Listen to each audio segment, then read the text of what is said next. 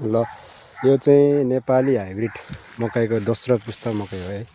मतलब यो पहिलो वर्ष चाहिँ हाइब्रिड बिउ किनेको र त्यही मकै सुकेसी राखेको मकै चाहिँ लगाएको हो, रोपेको हो।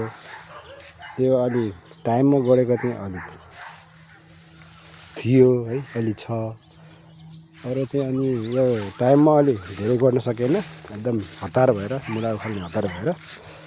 अनि टाइमभन्दा पछि गोडेको मकै चाहिँ अलिक सानो सानो छ, बढेन, केही छैन। अहिले घाँस काट्ने चाहिँ भइरहेछ त्यसको।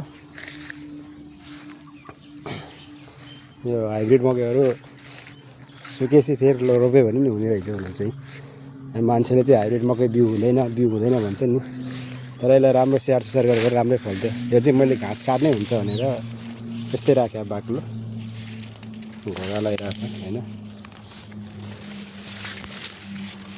मैले चाहिँ विशेष यो घाँसै काट्ने भनेर नछुट्याएको कि यो, त्यही भएर बाक्लो छ। र अहिले टाइममा गोडेको चाहिँ राम्रै छ। अलि 1-1.5 महिनापछि गोडेको चाहिँ अहिले छैन उता चाहिँ, तर घोगा लगाइरहेछ, केही छैन, घाँस काट्ने चाहिँ भइरहन्छ। यता हेरौँ फर्सी मुन्टा छ है। गाउँमा बसेको फाइदा चाहिँ यति छ है, ढक्का आफ्नो लागि सागपात भइहाल्छ।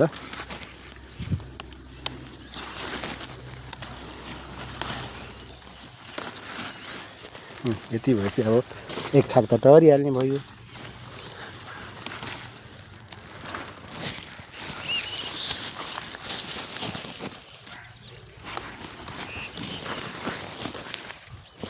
यहाँ बनधनिया पनि छ है, बनधनिया।